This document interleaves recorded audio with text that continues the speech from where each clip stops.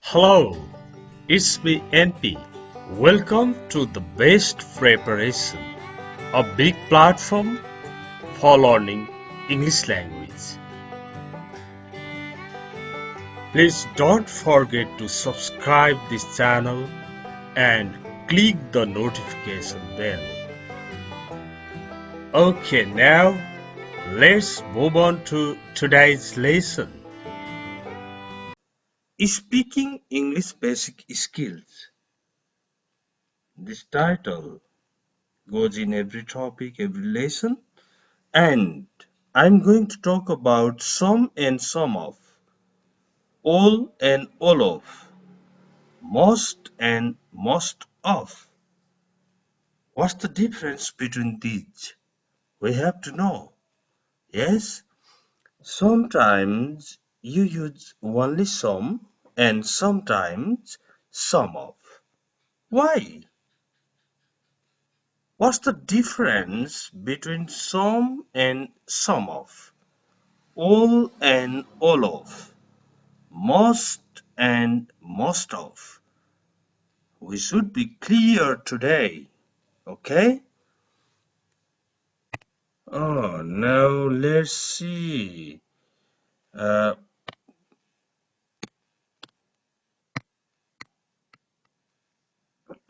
now,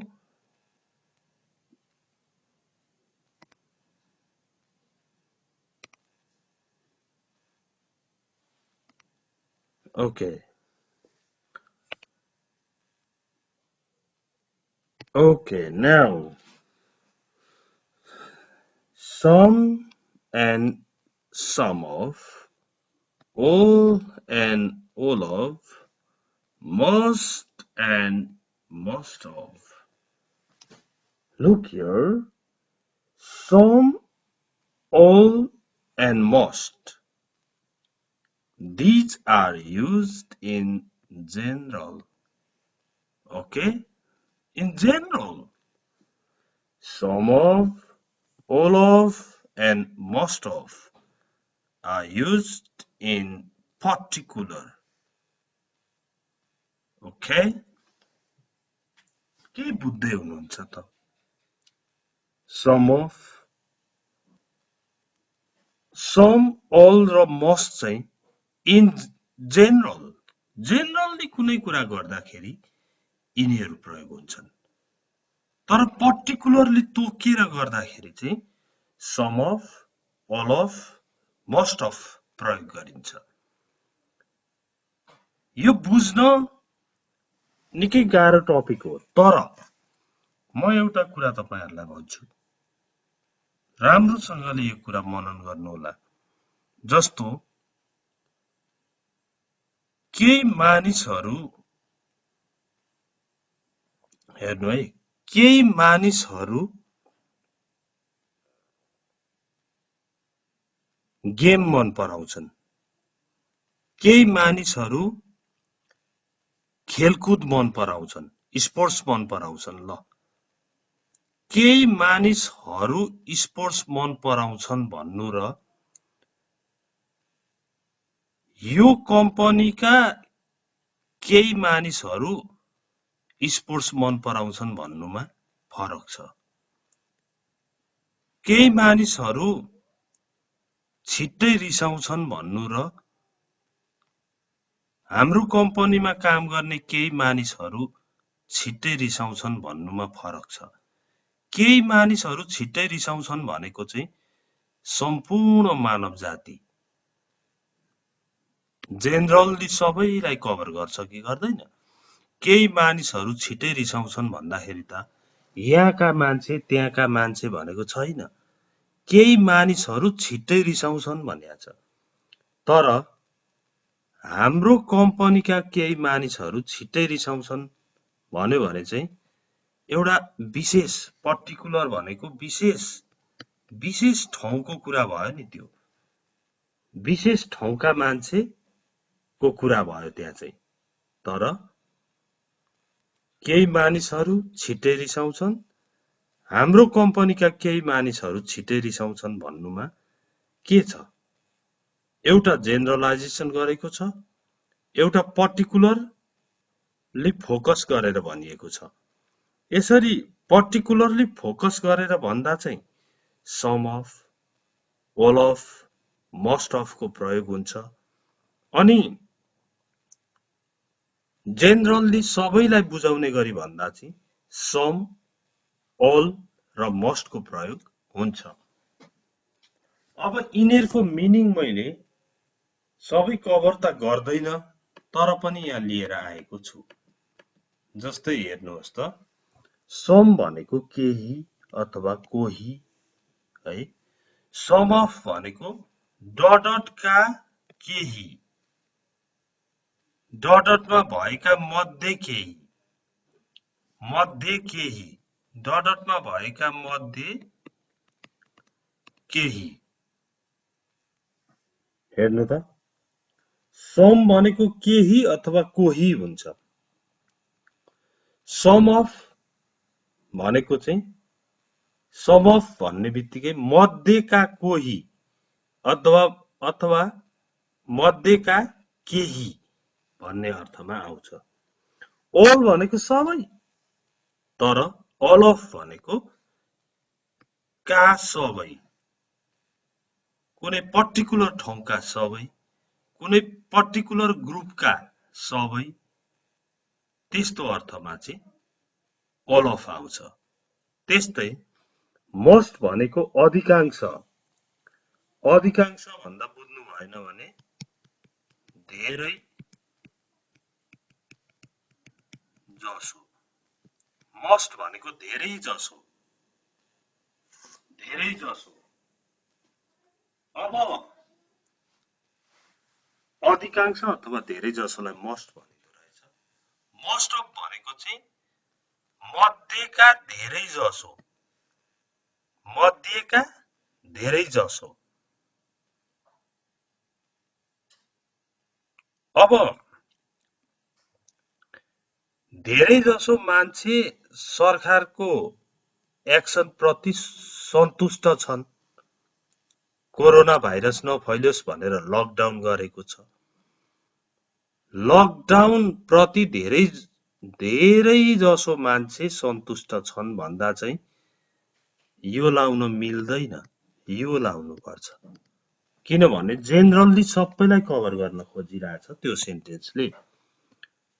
Most people are satisfied with the action taken by the government. Okay? Most people are satisfied. धेरै जसो मान्छे सन्तुष्ट छन् with the action taken by the government. सरकारले लिएको कदम प्रति, एक्सन प्रति अधिकांश मान्छे खुसी छन्, अधिकांश मान्छे सन्तुष्ट छन् भनियो। तर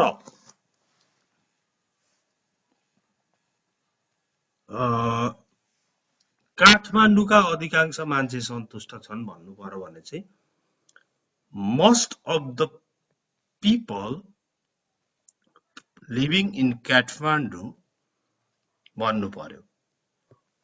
काठमाडौँ पर्टिकुलर ठाउँलाई मात्रै भनियो नि त, त्यस बेला मोस्ट अफ आइहाल्यो। Most of the people living in Kathmandu are satisfied with the steps, actions taken by the government. Okay? के कति बुझ्नुभयो यसबाट? आखिर यो त युनिट 23 हो। अगाडिका युनिट हेर्नु भएको छैन भने बुझ्नुहुन्न। यो युनिट 23 हो। यो यहाँ भन्दा अगाडि त 22 वटा युनिट अपलोड भइसकेको छ। त्यो कुरा चाहिँ तपाईले प्रत्येक भिडियो अपलोड गरेपछि यतातिर एउटा गोलो आउँछ नि यस्तो, त्यहाँ क्लिक गर्नुभयो भने स्पिकिङ इंग्लिश युनिट 1 to 100 लेखेको हुन्छ। त्यसैमा सबै युनिटहरु छन्। ओके, अब हेर्नुहोस्, यसलाई अझै पनि बुझेको छैन, राम्रोसँग बुझिएको छैन है अझै हेरौं। अब इक्जाम्पल हेर्दा थाहा हुन्छ। हेर्नुहोस् है, सम पिपल आर सेल्फिश। केही मानिसहरू स्वार्थी हुन्छन्। केही मानिसहरू स्वार्थी छन्। कहाँका मान्छे, यो कहाँको मान्छे भनिया छ, पर्टिकुलरली कुनै तोकिया छ छैन। केही मानिसहरू स्वार्थी हुन्छन् भनिया छ। यो त जेनरलाइजेसन हो नि, इन जेनरल हो यो। सामान्यतया भन्दाखेरि केही मान्छेहरू स्वार्थी हुन्छन्। काहीँ पनि केही मान्छेहरू, यहाँका त्यहाँका भनेर पर्टिकुलर कुनै विशेष ठाउँ तोकेको छैन, विशेष ग्रुपलाई तोकेको छैन, सिधै सम पिपल आर सेल्फिश मात्र भनिएको छ। यस्तोलाई भनिन्छ जेनरलाइजेसन। ओके, त्यसमा अफहरू जोडिँदैन। सम पिपल आर सेल्फिश, कोही मानिसहरू अथवा केही मान्छेहरू स्वार्थी हुन्छन्। तर यहाँ हेर्नु त, some of the people in my society, कुनै एउटा सोसाइटी तोक्यो नि, पर्टिकुलरली भन्यो मेरा समाजका केही मान्छेहरू स्वार्थी छन्। Some of the people in my society are selfish. यी दुईटा सेन्टेन्समा फरक बुझ्नुभयो भने भइहाल्छ। ओके, अब यहाँबाट बुझिन्छ, अल र अल अफबाट झन् बुझिन्छ। हेर्नुहोस् है, all flowers are beautiful. सबै फूलहरू सुन्दर छन्। All flowers are beautiful. सबै फूलहरू सुन्दर छन् भनेको त सबै फूलहरू राम्रा छन्, सुन्दर छन्। यहाँका फूल त्यहाँका फूल भनिया छैन। यो टोकरीमा भएका सबै फूल सुन्दर छन् भन्नु पर्यो भने चाहिँ अल अफ भन्नुपर्छ। यो पसलमा भएका सबै फूलहरू राम्रा छन् भन्दा अल अफ हुन्छ। तर सबै फूलहरू राम्रा छन्, सुन्दर छन् भनेको यो त जेनरल्ली, इन जेनरल हो। यो सबै फूललाई कभर गर्छ यसले। रुखमा फुल्ने पनि, तल भुइँमा फुल्ने, सानातिना सबैलाई। तर all of the flowers in this garden are beautiful. यो गार्डनमा भएका सबै फूलहरू सुन्दर छन्। यो गार्डनमा भएका मात्रै भनेपछि यो पर्टिकुलर गार्डन हो, PARTICULAR, पर्टिकुलर। अरु गार्डनको म जान्दिन, तर यो गार्डनमा भएका फूल चाहिँ सबै सुन्दर छन् है। All of the flowers in this garden are beautiful. Okay, now let's see more examples. When we see more examples, we'll be clear about it.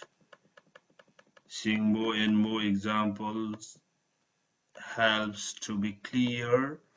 Now, E. Most tourists don't visit this part of the town. धेरै जसो टुरिस्टहरू शहरको यतापट्टि आउँदैनन्, यतापट्टि भ्रमण गर्दैनन्। यो चाहिँ क्षेत्रमा धेरै जसो टुरिस्टहरू आउँदैनन् भनेपछि सबै टुरिस्ट परे।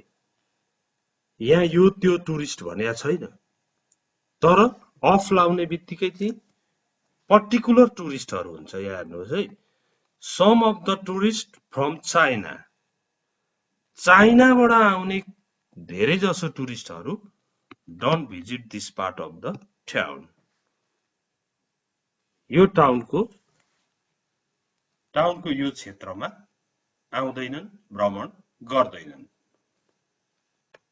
अब यहाँनेरि more examples, extra examples. Some people get angry very easily. केही मान्छेहरू छिटै रिसाउँछन्, सजिलै रिसाइहाल्छन् भन्दा यहाँका मान्छे, त्यहाँका मान्छे, मेरा गाउँका मान्छे, यो अफिसका मान्छे, यो कम्पनीका मान्छे, यो स्कुलका मान्छे, त्यो स्कुलका मान्छे केही भनेको छैन। यसैलाई भनिन्छ जेनरली बोलेको। केही मानिसहरू छिटै रिसाउँछन्, चाँडै रिसाउँछन्, सजिलै रिसाइहाल्छन् मात्रै भनेको छ। तर यहाँ हेर्नु त, सम अफ आउने बित्तिकै कुरो अर्कै हुन्छ, पर्टिकुलर हुन्छ। Some of the people I met at the party, मैले पार्टीमा भेटेका मध्ये केही मान्छे वेयर भेरी इन्ट्रेस्टिङ, धेरै रमाइला थिए, धेरै रमाइला थिए।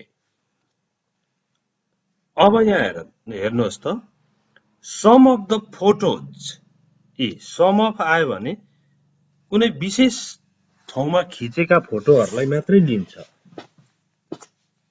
कुनै विशेष एल्बममा भएका फोटो अथवा विशेष ठाउँका फोटो मात्रै लिन्छ।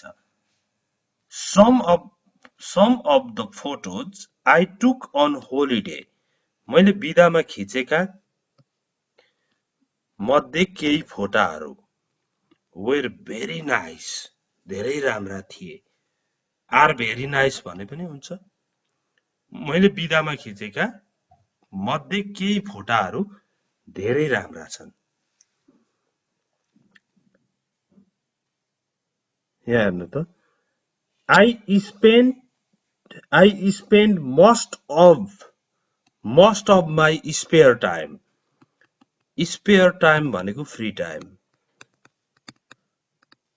लिजर time, LEISURE, leisure time. I spend most of my spare time playing games. म धेरै समय गेम खेलेर बिताउँछु भनेको भए most my time मात्रै हुन्थ्यो, तर फुर्सदको टाइम, विशेष टाइम तोकेको छ। फुर्सदको समयलाई चाहिँ, फुर्सदको समय मध्ये धेरै जसो चाहिँ म के गर्छु, गेम खेलेर बिताइदिन्छु। अब यहाँ हेर्नुहोस्, all cars have wheels, सबै कारको चक्का हुन्छन्। यसमा यो कार, पहेँलो कार, सेतो कार, रामको कार, टोयोटाको कार, मर्सिडीको कार, कोनिकीको कार, पजेरोको कार केही भनेको छैन। यहाँ सबै car, all cars have wheels भनेको छ। अब सबै चरा उड्न सक्दैनन्, जस्तो पेन्गुइन उड्दैन होला, अस्ट्रिच उड्दैन पनि, अथवा पेन्गुइन त उड्दैन। Not all birds can fly, सबै चरा उड्न सक्दैनन्।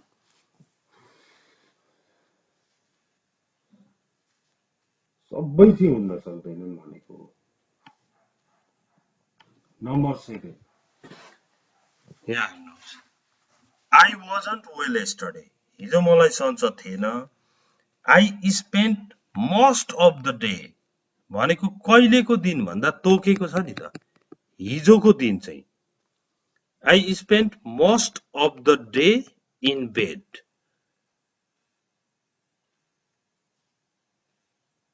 most of the day in bed, मैले हिजोको धेरै जसो दिन चाहिँ सुतेरै बिताइदिएँ। किन? I wasn't well yesterday, हिजो मलाई सन्चो थिएन।